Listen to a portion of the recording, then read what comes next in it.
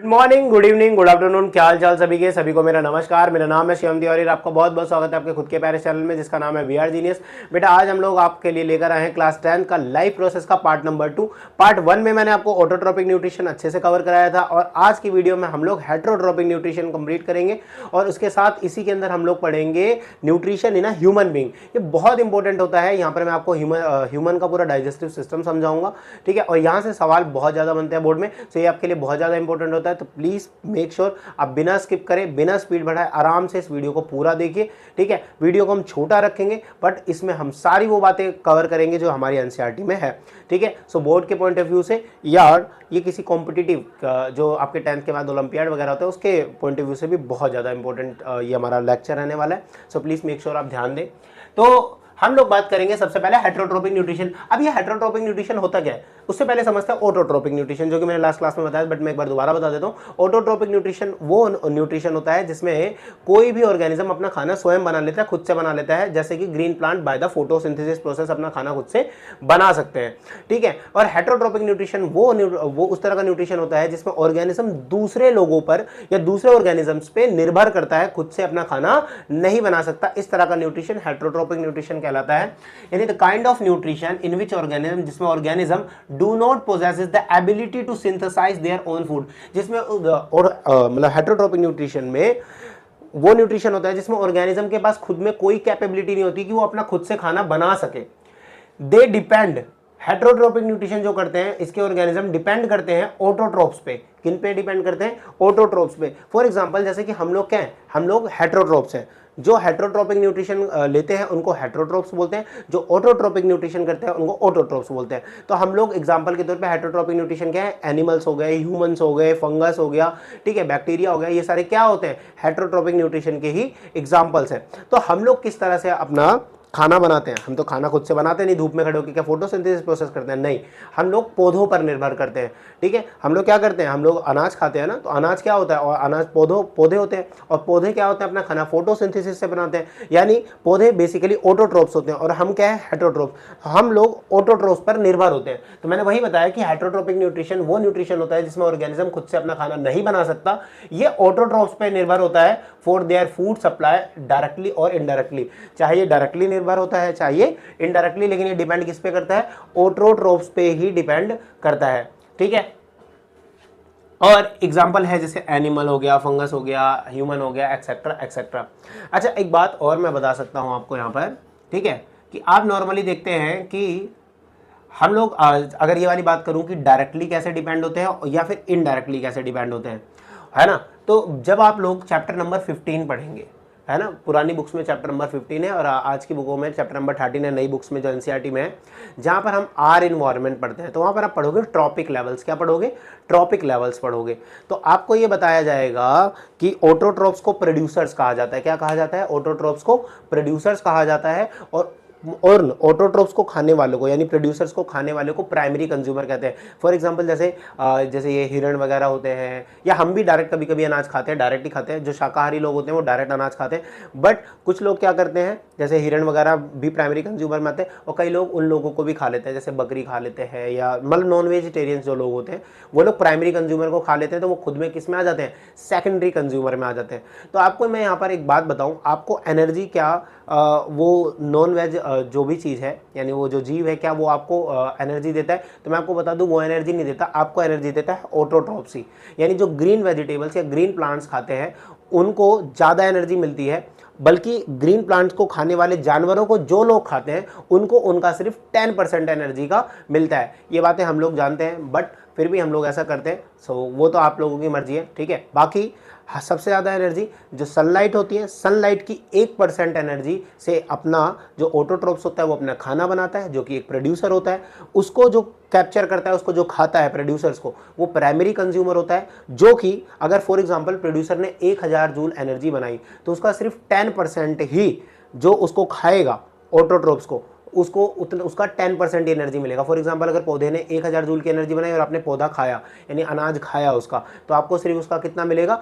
1000 joule है तो उसका सिर्फ 10% मिलेगा, यानी 100 जूल मिलेगा, ठीक है। और अगर 100 जूल, जिस फॉर एग्जांपल मान लो किसी जानवर ने वो पौधा खा लिया तो उसके पास कितनी एनर्जी पहुंची, 100 जूल की। और अगर आप उस जानवर को खा लेते हो या कोई जानवर उस जानवर को खाता है तो उसको 100 जूल का भी 10% मिलेगा, यानी उसको सिर्फ 10 किलो जूल एनर्जी मिलेगी। आप समझ सकते हो कि अगर आप जैसे जैसे जितना ज़्यादा डिपेंड करते हो किसी चीज़ पे, या अगर आप प्राइमरी कंज्यूमर होते हो तो आपको सिर्फ तब आपको मैक्सिमम एनर्जी मिल पाती है, बट अगर आप सेकेंडरी या टर्शियरी कंज्यूमर बन जाते हो तो आपको उसका मिनिमम से मिनिमम एनर्जी मिलती है।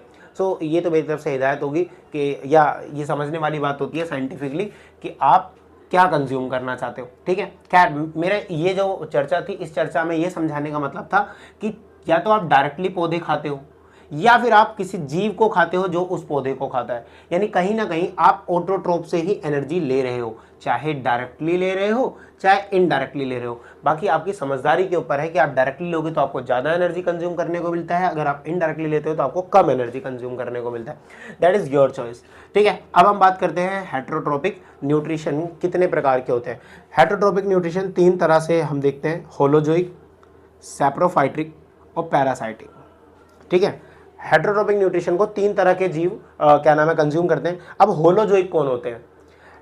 हेटेरोट्रोपिक में भी देखो, दोबारा बताता हूँ, हेटेरोट्रोपिक न्यूट्रिशन जो ऑटोट्रोप्स पे निर्भर करता है। अब मैंने कहा हेटेरोट्रोपिक जो न्यूट्रिशन होता है उसको जो करते हैं उनको हेटेरोट्रॉप्स बुलाते हैं। ठीक है, अब हेटेरोट्रॉप्स में या हेटेरोट्रोपिक न्यूट्रिशन में भी हम 3 तरह के हम लोग क्या नाम है कैटेगराइज करते हैं 3 तरह के ऑर्गेनिजम्स को। एक होते हैं होलोजोइक, एक होते हैं सैप्रोफाइटिक, एक होते हैं पैरासाइटिक।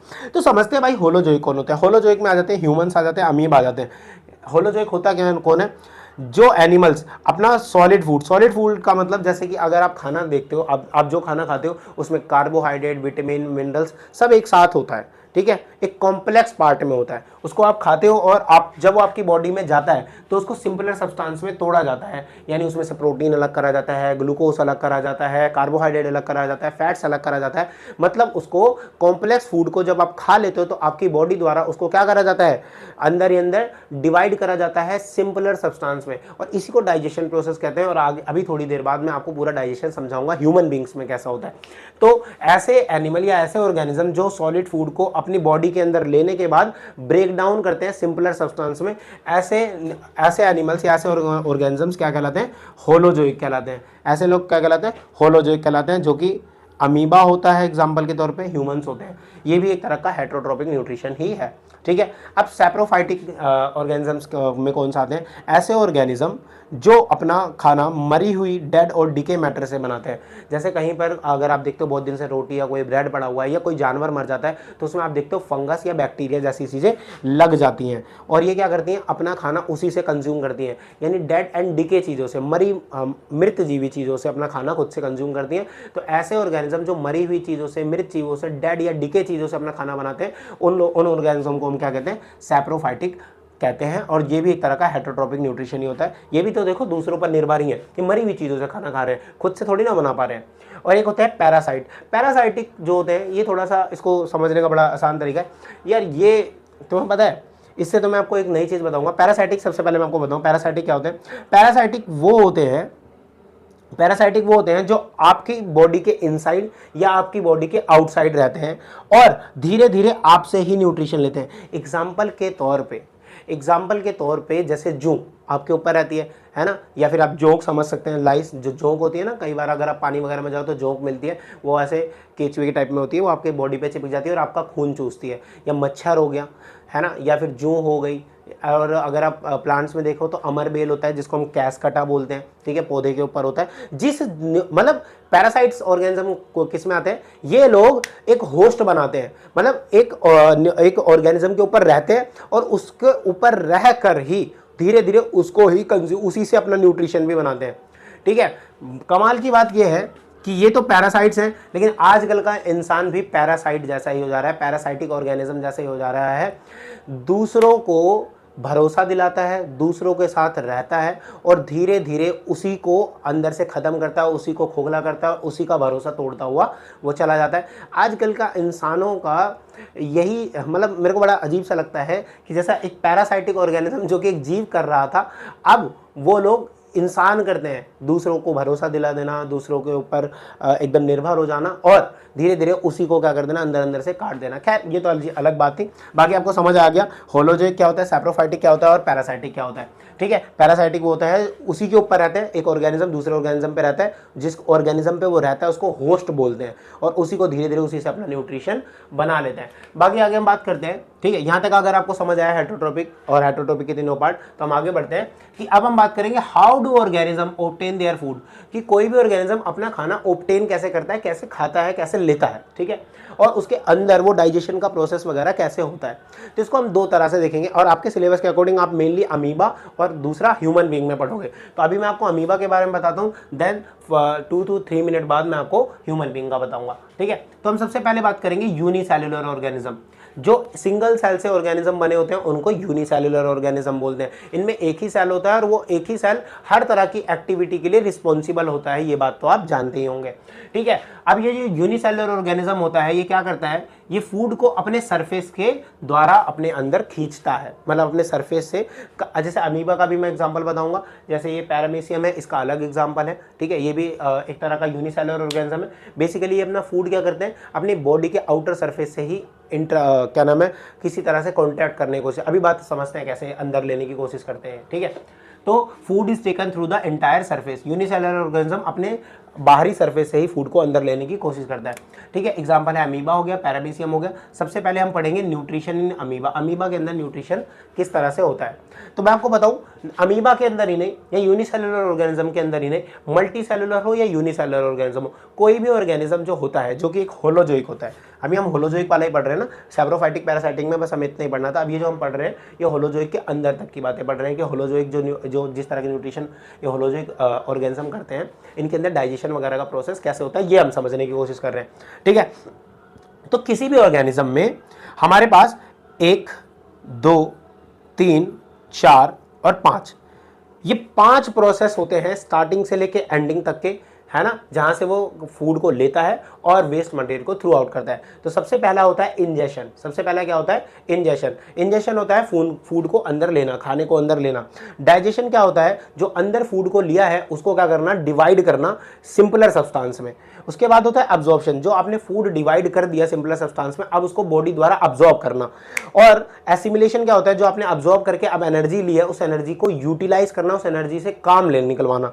और लास्ट में जो आपका वेस्ट मटेरियल होता है उसको बाहर थ्रू आउट करने को हम इजेशन बोलते हैं। ये 5 प्रोसेस किसी भी ऑर्गेनिज्म के अंदर होते हैं, ठीक है। तो अभी हम बात करेंगे सबसे पहले न्यूट्रिशन इन अमीबा। अमीबा के अंदर न्यूट्रिशन किस तरह से होता है, तो देखो अमीबा कुछ इस तरह से ढांचा होता है उसका, है ना, कोई एकदम पर्टिकुलर एक शेप नहीं होती, वो थोड़ा अजीब सा चारों तरफ से दिखाता है, ठीक है। उसके बीच में ये न्यूक्लियस होता है। अब यहाँ पर आप देख सकते हैं ये फूड पार्टिकल है, ठीक है।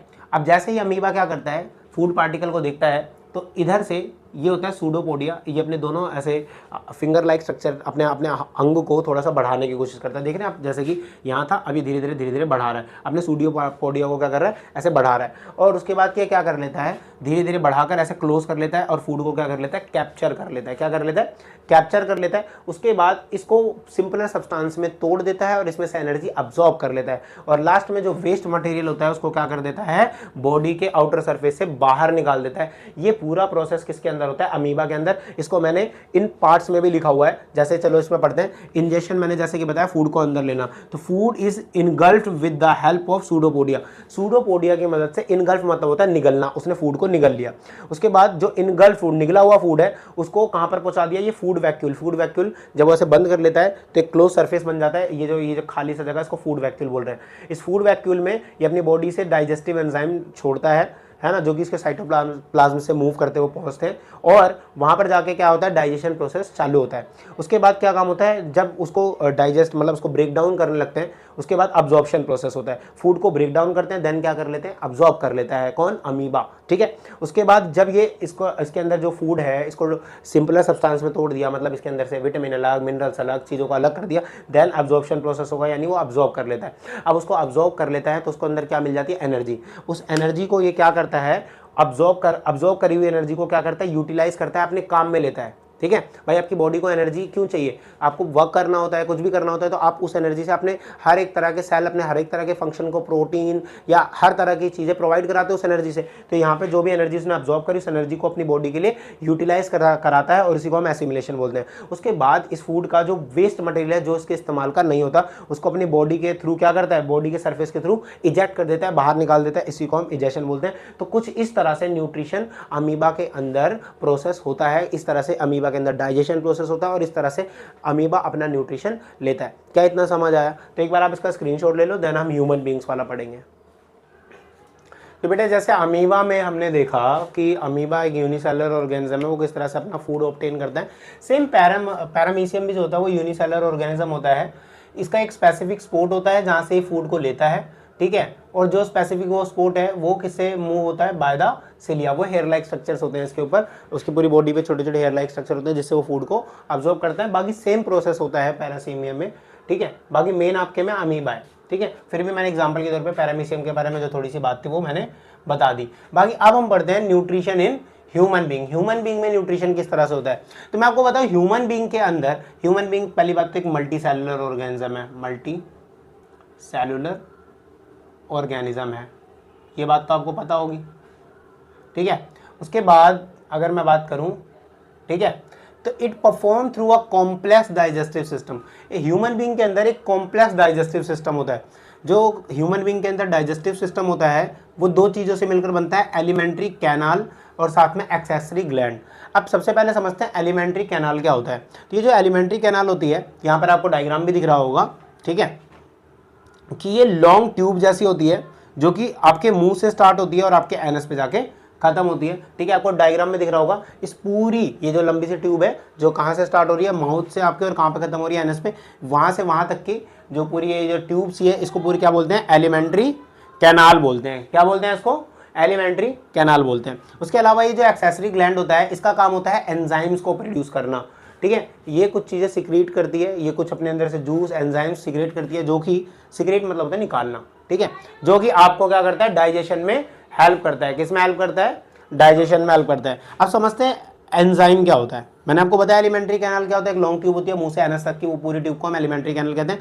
मैंने उसके बाद बताया जो एक्सेसरी ग्लैंड होती है, ये अपने अंदर से एंजाइम प्रोड्यूस करती है, वो एंजाइम भी आपको डाइजेशन के अंदर मदद करता है। अब सबसे पहली बात, एंजाइम होता क्या है, तो enzyme is a substance. Enzyme एक तरह का सब्सटेंस होता है जो कि कैटलिस्ट की तरह बिहेव करता है, बायो कैटलिस्ट बोलते हैं इसको। एक लिविंग ऑर्गेनिज्म के अंदर जो रेगुलेट करता है उसके रेट ऑफ केमिकल रिएक्शन को without itself being alerted in the process. अभी मैं आपको समझाऊंगा कुछ प्रोसेसेस में, जब मैं आपको यहाँ पर एंजाइम सिखाऊंगा। बेसिकली आप अभी ऐसे समझो कि जब कोई भी रिएक्शन होती है, जब कोई भी रिएक्शन होती है तो उस रिएक्शन को होने के लिए, करवाने के लिए कुछ हमें स्पेसिफिक सब्सटेंस को डालना पड़ता है, ठीक है, जिससे वो रिएक्शन हो पाए, वो प्रोसेस हो पाए। तो हमारी बॉडी के अंदर भी कुछ बायोलॉजिकल रिएक्शंस होती है डाइजेशन के दौरान में, तो वहाँ पर हमारे इस रिएक्शन को करवाने के लिए कुछ स्पेसिफिक सब्सटेंस हमारी बॉडी ही प्रोड्यूस कराती है by using of accessory gland. वो एक्सेसरी ग्लैंड कुछ अलग से सब्सटेंस निकालती है, जिस सब्सटेंस वो हमारी रिएक्शंस को पूरा करता है, हेल्प करता है, मदद करता है, जल्दी करता है, और जिससे हम डाइजेशन कर पाते हैं। और उन्हीं सब्सटेंस को हम क्या बोलते हैं, एंजाइम्स बोलते हैं, ठीक है। बेसिकली समझ आ रहा है क्या? अब हम बात करते हैं ह्यूमन बीइंग में, जो हमारा पूरा एलिमेंट्री कैनाल है, तो उसमें कहां पर क्या चीजें, किस तरह से डाइजेशन स्टार्ट होता है। तो सबसे पहले हम बात करेंगे इंजेक्शन की, ठीक है। सबसे पहले क्या बात करेंगे, इंजेक्शन की। यानी इंजेक्शन का मतलब होता है कि हम खाना लेते कहां से हैं, तो हमारा मुंह होता है माउथ, जो कि आपको पता है कि हमारे मुंह के अंदर खाली जगह होती है, खाली जगह का कैविटी बोलते हैं। तो हमारे मुंह के अंदर जो खाली जगह होती है, कैविटी होती है, यहाँ पर हम क्या करते हैं, खाने को लेते हैं, इनटेक ऑफ होल फूड मुंह के अंदर लेते हैं, और उसके बाद दांतों से च्युइंग करते हैं, ग्रिंड करते हैं फूड को, यानी चबाते हैं और उसको ग्रिंड करते हैं, अच्छे से मिक्स कर, मतलब अच्छे से क्या करते हैं, पीसते हैं। उसके बाद हमारी टंग का काम चालू हो जाता है, हमारी जीभ का। वो किस किस काम आती है, एक तो खाने को अच्छे से मिक्स करने के, किसके साथ मिक्स करने के, लार के साथ। आपके मुंह में लार होती है ना, जिसको सलाइवा बोलते हैं, उसके साथ मिक्स करने के काम आती है। बाकी आपको टेस्ट भी करने के काम कौन आता है, जीभ द्वारा या फूड को टेस्ट करते हो। उसके अलावा स्वेलिंग, यानी आपको निगलने के काम भी कौन आता है, जीभ की हेल्प से आप निगल पाते हो उस खाने को।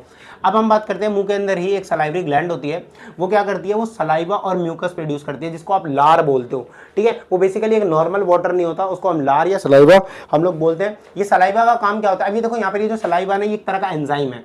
ये क्या करता है, हमारे फूड का जो हमारा फूड होता है, वो हम उसमें स्टार्च होता है, उस स्टार्च को सलाइवा किस में कन्वर्ट कर देता है, शुगर में कन्वर्ट कर देता है, ठीक है। क्योंकि देखो हमारी बॉडी, अब आपके मन में आ रहा होगा ऐसा क्यों होता है, देखो ये बॉडी में प्रोसेसेस होते हैं और इसको हम सिर्फ पढ़ रहे हैं, ठीक है, ये नेचुरल प्रोसेसेस है जिसको हम सिर्फ पढ़ सकते हैं, समझ सकते हैं। क्योंकि हमारी बॉडी, हो सकता है हमारा स्टमक डायरेक्ट स्टार्च को एक्सेप्ट ना करता हो या उसको डायरेक्ट डाइजेस्ट ना कर पाता हो, वो शुगर को इजीली डाइजेस्ट, शुगर यहाँ पे सुक्रोज की बात हो रही है, ठीक है, ये आपका चीनी वाला शुगर नहीं है। तो इसलिए हमारे मुंह के अंदर ही स्टार्च सलाइवा की मदद से किसमें कन्वर्ट कर देता है, उसको शुगर में कन्वर्ट कर देता है। उसके बाद आपकी फूड पाइप दिख रही होगी जो कि आपके मुंह से चालू होती है और आपके पेट तक जाके खत्म हो रही है, वो खाने को आपके मुंह से ले जाकर आपके पेट तक पहुंचाती है, ठीक है। फूड पाइप बोलो, इसी को ओसोफेगस बोलते हैं, ठीक है। फूड पाइप का नाम क्या है, ओसोफेगस। अच्छा, ये जो मुंह से स्टमक तक खाने को पहुंचाते हैं, यहाँ तक के खाने को पहुंचाने के जो मूवमेंट होता है, उस मूवमेंट को पेरिस्टाल्टिक मूवमेंट कहते हैं। कौन सा मूवमेंट कहते हैं, पेरिस्टाल्टिक मूवमेंट कहते हैं। बेसिकली पेरिस्टाल्टिक मूवमेंट होता क्या है कि जैसे आप निगलते हो, ठीक है, जैसे आप निकलते हो तो आप देखते हो कि यहाँ पर ऐसे आप अपने गले को सिकोड़ते हो, देन ऐसे, मतलब ऐसे एक बार क्या करते हो, कॉन्ट्रैक्ट करते हो, देन रिलैक्स करते हो। मतलब कि जब भी आप किसी चीज़ को निगलना होता है तो आप ऐसे गले में ऐसे कुछ इस तरह से करते हो ना, निगलते हैं, कैसे करते हैं, सिकोड़ते हैं और देन ऐसे धक्का लगाते हैं, नीचे की तरफ पुश डाउन करते हैं। तो वही कॉन्ट्रैक्ट करना और एक्सपेंड करना, मतलब कि एकदम ऐसे सिकोड़ना अपने गले के फूड स्पोगस पाइप को, उसके बाद ऐसे रिलैक्स कर देना। ऐसे कर करके हम क्या करते हैं, फूड को अपने मुंह से ले जाकर कहाँ पर छोड़ते हैं, पेट तक, ठीक है। तो इसी कॉन्ट्रैक्शन और एक्सपेंशन ऑफ मसल्स को हम कॉन्ट्रैक्ट और एक्सपेंड करते हैं, जिसकी वजह से फूड इजीली क्या कर पाता है, मूव कर पाता है। और किसके द्वारा होता है, ये ओसोफेगस द्वारा होता है। और इसी मूवमेंट को हम क्या बोलते हैं, पेरिस्टाल्टिक मूवमेंट कहते हैं। क्या बात समझ में आ रही है। अच्छा, मैं बार बार एक चीज़ को 4 से 5 बार रिपीट नहीं करूँगा क्योंकि वीडियो बहुत ज़्यादा लंबी हो जाएगी। तो अगर आपको कोई बात नहीं समझ आए तो दोबारा वापस आके पीछे एक बार उस चीज़ को दोबारा देख लेना या स्लो में देख लेना, तो आपको समझ आ जाएगा, ठीक है। फिर भी अगर आपका डाउट रहेगा तो प्लीज़ आप मेरे को मेक श्योर कमेंट करना, मैं अगली वीडियो में उस चीज़ को एक बार और बता दूंगा, ठीक है। बाकी हम बात करते हैं, उसके बाद स्टमक में खाना पहुंच गया, मुंह के अंदर क्या हुआ, ये 3 चीज़ें, वो ग्रिंड वगैरह हुआ, टेस्ट वगैरह करा, उसके बाद यहाँ पर स्टार्च से आखिरी में शुगर में कन्वर्ट हो गया, उसके बाद पेरिस्टाल्टिक मूवमेंट से कहां पर पहुंच गया, स्टमक में। अब स्टमक में स्टार्ट हो जाता है प्रोटीन का डाइजेस्ट होना। स्टमक में स्टार्ट हो जाता है प्रोटीन का डाइजेस्ट होना। स्टमक के अंदर एक गैस्ट्रिक ग्लैंड होती है जो कि गैस्ट्रिक जूस प्रोड्यूस करती है। क्या प्रोड्यूस करती है, गैस्ट्रिक जूस। गैस्ट्रिक जूस में 3 चीजें होती है, पेप्सिन, HCl और म्यूकस। अब हमारे पेट के अंदर होता है HCl होता है हाइड्रोक्लोरिक एसिड, जो कि हमारा जो फूड पेट के अंदर गया है उस खाने को एसिडिक मीडियम में कन्वर्ट कर देता है। क्योंकि एसिड है वो खाना, जब एसिड में मिलेगा तो पूरा खाना कैसा बन जाएगा, एसिडिक बन जाएगा, ठीक है। तो HCl का काम होता है फूड को एसिडिक मीडियम में बनाना। और क्योंकि पेट में एसिड है तो एसिड की वजह से हमारा जो पेट की इनर लिनिंग्स है, जो इनर वॉल्स हैं, जो अंदर की दीवारें हैं, जो अंदर की मसल है, वो जल ना जाए या उनको हार्म ना पहुंचे, इसलिए जो म्यूकस होता है वो क्या करता है, हमारे पूरे पेट में से ऐसे एकदम लगा होता है और हमें क्या करता है, प्रोटेक्ट करता है। किससे, HCl से प्रोटेक्ट करता है। तो protect inner leaning of the stomach. उसके अलावा ये जो पेप्सिन होता है, इसका काम क्या होता है, पेप्सिन एक तरह का एंजाइम होता है जो प्रोटीन को क्या करता है, ब्रेक डाउन करता है, प्रोटीन को तोड़ने का काम करता है, ठीक है। यहाँ पर डाइजेशन चालू हो चुका है, बात समझ आ गई। उसके बाद इतना होने के बाद खाना पहुंचता है स्मॉल इंटेस्टाइन में। कहाँ पहुंचता है, स्मॉल इंटेस्टाइन। ये नाम के लिए स्मॉल होती है, बाकी ये बहुत बड़ी होती है, ठीक है। आपने देखा होगा यहाँ पर, अगर एक बार मैं और दोबारा डायग्राम दिखा देता हूँ। यहाँ पर आप देख रहे हो गुलाटी मार के, देखो पीछे पेट के अंदर बीचों बीच आपको देख रहे हो बहुत सारी ऐसे करके एक अजीब से, क्या नाम है, तरीके में ऐसे कॉइलिंग टाइप में एक ये दिख रही होगी पाइप सी, इसी को क्या बोल रहे हैं हम लोग, स्मॉल इंटेस्टाइन बोल रहे हैं। अब सारा मेन जो डाइजेशन का काम होता है, जो जहाँ पर मेन काम होता है, ये स्मॉल इंटेस्टाइन के अंदर होता है। इसको मैंने 3 पार्ट में लिखा हुआ है, तीनों पार्ट को समझते हैं। सबसे पहले यहाँ पर क्या होता है, स्मॉल इंटेस्टाइन में जैसे खाना पहुँचता है वहाँ पर ये जो इसेंशियल एंजाइम्स होते हैं, कुछ इसेंशियल एंजाइम्स होते हैं जो कि क्या काम करते हैं, कार्बोहाइड्रेट को ग्लूकोज में बदलते हैं, फैट को फैटी एसिड ग्लाइसरॉल में बदल देते हैं, प्रोटीन को अमीनो एसिड में बदल देते हैं, ठीक है। जैसे ही स्मॉल इंटेस्टाइन के अंदर खाना पहुँचा तो इन चीज़ों को वो इनमें कन्वर्ट कर देता है। कौन, इंटरस्टेशियल एंजाइम, ठीक है। उसके बाद आप देखोगे तो जो हमारी स्मॉल इंटेस्टाइन है उसमें से फिंगर लाइक छोटे छोटे स्ट्रक्चर्स होते हैं, मतलब उसमें चारों तरफ ऐसे ना छोटी छोटी फिंगर की तरह से निकला होगा। अगर आप डायग्राम देख पा रहे हो तो मैं यहाँ पर भी एक विली का डायग्राम दिखा रहा हूँ, तो आप देखोगे ऐसे उंगली जैसा पूरे उसमें निकला हो, फिंगर टाइप से, इसको बोलते हैं विली। ये जो विली होती है ये एक फिंगर लाइक प्रोजेक्शन होती है जिसका काम होता है डाइजेस्टिव फूड को अब्जॉर्ब करना। अब जैसे जैसे डाइजेस्ट हो रहा है ना, ये विली क्या करती है, उसको अब्जॉर्ब कर लेती है उसमें से। जैसे ये ग्लूकोज में कन्वर्ट हो गया, ग्लूकोज को अब्जॉर्ब कर लेगी, फैटी एसिड को ग्लाइसरॉल में, और अब्जॉर्ब करके कहाँ तक पहुँचाती है, हमारी ब्लड वेसल्स में पहुँचाती है, और ब्लड वेसल द्वारा हमारे पूरे बॉडी के एक एक सेल में ये सारी चीज़ें पहुँच जाती हैं। बात समझ में आ रही है। विली का काम होता है अब्जॉर्ब करना है, यानी यहाँ पे डाइजेस्ट भी हो रहा है स्मॉल इंटेस्टाइन में और साथ साथ विली क्या कर रही है, अब्जॉर्ब भी करे जा रही है। उसके अलावा ये जो स्मॉल इंटेस्टाइन होती है ये कुछ अलग से कुछ चीज़ें को अब्जॉर्ब करती है, सॉरी एक्सेप्ट करती है, रिसीव करती है। किसको? हमारे कुछ एंजाइम्स को। एक तो लीवर से ये बाइल जूस को क्या करती है, लीवर अपने अंदर से बाइल जूस प्रोड्यूस करता है, और बाइल जूस कहाँ पर प्रोड्यूस करता है? ये स्मॉल इंटेस्टाइन के अंदर वो उसको क्या करती है? रिसीव करती है बाइल जूस को। और रिसीव करके जो फैट के बड़े बड़े मॉलिक्यूल्स होते हैं उनको छोटे छोटे मॉलिक्यूल्स में तोड़ देती है। कौन? Bile juice. ये काम भी कहाँ हो रहा है? स्मॉल इंटेस्टाइन में हो रहा है। किससे हो रहा है? बाइल जूस से हो रहा है। बाइल जूस कौन प्रोड्यूस करता है? लीवर प्रोड्यूस करता है। और ये बाइल जूस देता कहाँ है? लीवर। ये देता है स्मॉल इंटेस्टाइन के अंदर। यानी बाइल जूस प्रोड्यूस करने का काम तो लीवर का, लेकिन ये जो बाइल जूस का काम है ये लार्ज फैट ग्लोबल्स को छोटे छोटे फैट में तोड़ने का ये काम हो रहा है स्मॉल इंटेस्टाइन के अंदर। उसके अलावा जो पैनक्रियाज होता है, ठीक है, पैनक्रियाज अपने अंदर से पैनक्रियाटिक जूस निकालता है। और पैनक्रियाटिक जूस इसमें दो पार्ट में बढ़ जाते हैं, ट्रिप्सिन और लिपेज। ट्रिप्सिन का काम होता है प्रोटीन को पेप्टोन में, और लिपेज का काम होता है फैट को लिपिड्स में कन्वर्ट करना। क्या बात समझ में आ रही है? बड़ा सिंपल सा है। एक बार आप दोबारा से 1 से 2 बार पढ़ोगे, क्योंकि नया नया है तो आपको लगेगा कि हाँ ये तो बहुत ज़्यादा टफ सा हो रहा है, बट अगर आप इसको 1 से 2 बार पढ़ोगे तो आपको बहुत ईजी लगेगा। कम से कम 2 से 3 बार पढ़ो, और मैं कह रहा हूँ उसके बाद 1 से 2 बार एनसीईआरटी पढ़ लो। 101% श्योर हूँ कि तुम्हें ये चीज़ बहुत अच्छे से समझ आ जाएगी, ठीक है। या मेरी वीडियो को आप 2 से 3 बार देख लो, ठीक है, काम हो जाएगा आपका। उसके बाद यहाँ पर इतना काम होने के बाद स्मॉल इंटेस्टाइन का काम खत्म होता है, और बचा हुआ खाना कहाँ पहुँच जाता है? लार्ज इंटेस्टाइन में। कहाँ पहुँच जाता है? लार्ज इंटेस्टाइन में, ठीक है। तो यहाँ लार्ज इंटेस्टाइन का काम लिखते हैं, लार्ज इंटेस्टाइन। बेसिकली इसका नाम लार्ज है लेकिन ये स्मॉल से छोटी होती है ना। तो लार्ज इंटेस्टाइन में 2 काम होते हैं बेसिकली। ये अब्जॉर्ब करता है जो बचा हुआ अब जो सारा यहाँ पे तो काम हो गया भाई, जो भी अब्जॉर्ब करना था अब्जॉर्ब कर लिया, जो भी डाइजेस्ट करना था डाइजेस्ट कर लिया, सारा काम तो यहाँ पर हो गया। उसके बाद होता क्या है, लार्ज इंटेस्टाइन में जो बचा कुचा खाना पहुँचता है तो वो क्या करता है? Absorption of excess of water. तो उसमें जो एक्स्ट्रा वाटर होता है या एक्सेस अमाउंट में जो वाटर होता है, लार्ज इंटेस्टाइन क्या करता है? वहाँ पर पहुँचने के बाद खाने के अंदर से वो वाटर को भी एक्सेस अमाउंट में जो एक्सेस वाटर होता है उसको क्या कर लेता है? अब्जॉर्ब कर लेता है। उसके अलावा दूसरा काम क्या होता है? वेस्ट या remaining waste material throw out the body. जो रिमेनिंग बचा हुआ अब वेस्ट मटेरियल रह जाता है, एक्सेस अमाउंट ऑफ वाटर वगैरह तो अब्जॉर्ब कर लिया। अब जो वेस्ट पदार्थ बच गया, waste material through out the body, through out to body by anus के द्वारा वो क्या करता है? वेस्ट मटेरियल को, बचे हुए वेस्ट मटेरियल को बाहर निकाल देता है। तो ये आपका पूरा का पूरा डाइजेशन प्रोसेस होता है। तो कुछ इस प्रकार से न्यूट्रिशन ह्यूमन बीइंग के अंदर होता है। अगर आपको कोई चीज़ अगर नहीं समझ आए तो आप वीडियो को 1 बार 2 बार पीछे करना। मैंने चीज़ों को 4 से 5 बार रिपीट नहीं करा, कारण ये था कि इससे वीडियो लंबी ना हो जाए, ठीक है। बट मैंने आपको स्लोली और धीरे धीरे समझाने की कोशिश करी। आशा करता हूँ आपको सारी बातें समझ आई होंगी। नेक्स्ट क्लास में या नेक्स्ट लेक्चर में हम लोग सीधी सी बात है रेस्पिरेशन करेंगे, ठीक है। तो अभी के लिए आप पढ़ते रहिए और एनसीईआरटी को रीडिंग जरूर करना। So thank you very much.